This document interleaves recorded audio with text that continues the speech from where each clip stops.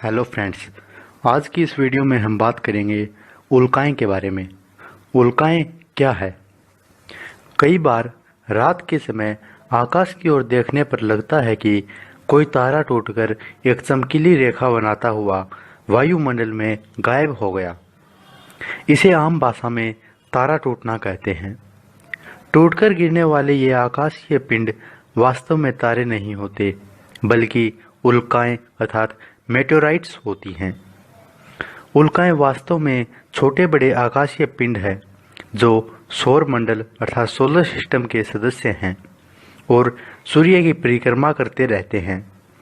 जब कभी कोई पिंड घूमते घूमते पृथ्वी के पास आ जाता है तो पृथ्वी की आकर्षण शक्ति के कारण यह पिंड पृथ्वी की ओर खिंच जाता है। खिंचाव से पिंड का वेग बहुत अधिक बढ़ जाता है और वायुमंडल के घर्षण के कारण यह इतना गर्म हो जाता है कि इसमें से गैसें निकलने लगती हैं। ये गैसें जल उठती हैं और वायुमंडल प्रकाशित हो उठता है। हवा में रगड़ की आवाज़ दूर दूर तक सुनाई देती है। गर्मी और घर्षण के कारण इनके बहुत छोटे छोटे टुकड़े हो जाते हैं जो वायुमंडल में ही बिखर जाते हैं। लेकिन कुछ पिंड इतने बड़े होते हैं कि वे पूरी तरह वायुमंडल में नष्ट नहीं हो पाते, इसलिए उनके कुछ हिस्से पृथ्वी पर गिर जाते हैं। हमें उल्काएं वायुमंडल में 112 किलोमीटर दूरी पर दिखाई देने लगती है। अधिकांश उल्काएं वायुमंडल से पृथ्वी पर 80 किलोमीटर दूर की ऊंचाई तक आते आते नष्ट हो जाती हैं। इनका वेग प्राय 160 किलोमीटर से लेकर 200 किलोमीटर प्रति सेकंड तक होता है। उल्कापात दिन और रात दोनों में ही होता रहता है, लेकिन दिन के प्रकाश में यह हमें दिखाई नहीं देता। उल्काएं वस्तुतः केतुओं अर्थात कॉमेट्स के ही टुकड़े हैं। जब कभी पृथ्वी किसी केतु के मार्ग के पास से होकर जाती है तो कुछ टुकड़े पृथ्वी की ओर आकर्षित हो जाते हैं। ये टुकड़े बड़े या छोटे दोनों ही हो सकते हैं।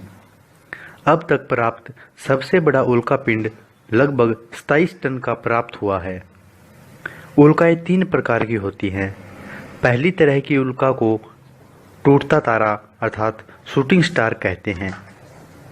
यह कम प्रकाश युक्त तारे की तरह जान पड़ती है। दूसरी तरह की उल्का उल्का प्रस्तर अर्थात मेटेओराइट्स कहलाती है। यह इतनी बड़ी होती है कि इसका कुछ अंश पृथ्वी तक पहुंच जाता है। तीसरी तरह की उल्का अग्निपिंड अर्थात फायर बॉल कहलाती है। ये बड़ी होने पर भी आकाश में ही चूर चूर हो जाती है। उल्काओं की बाहरी सतह तो गर्म होती है, लेकिन भीतर की सतह ठंडी होती है। ऊपरी सतह के पिघल जाने से इसके बाहर एक पतली चमकती हुई सतह जम जाती है। बहुत से उल्का पिंडों में चेचक की तरह गड्ढे होते हैं। उल्का पिंड की रचना पृथ्वी के साधारण रवेदार पत्थरों की तरह होती है। रवेदार होने से पता चलता है कि ये पत्थर कभी पिघली हुई अवस्था में रहे होंगे। अक्सर उल्काएं पत्थर, लोहा, निकल और अन्य तत्वों से बनी होती हैं। 30 जून 1908 को साइबेरिया के येसिनाई नामक एक छोटे से प्रांत में 7 बजे सवेरे एक अत्यंत प्रचंड उल्कापिंड देखी गई।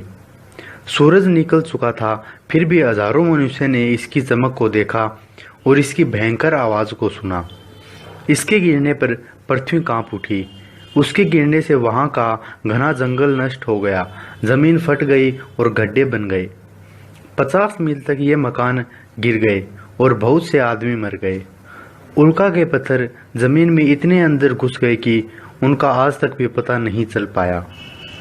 इसी प्रकार अरिज़ोना में 1.6 किलोमीटर व्यास का एक गड्ढा है। इसकी भीतरी दीवार 600 मीटर ऊंची और बाहरी दीवार मिट्टी के बाहर आ जाने से लगभग 140 मीटर ऊंची है। 5 किलोमीटर तक इस उल्का के छोटे छोटे टुकड़े मिलते हैं। इस उल्का को गिरे हुए लगभग 1020 वर्ष हो चुके हैं। भारत में कई उल्काखंड कलकत्ते के अजायब घर में सुरक्षित रखे हुए हैं। कोई बड़ा पत्थर अभी नहीं मिल सका है।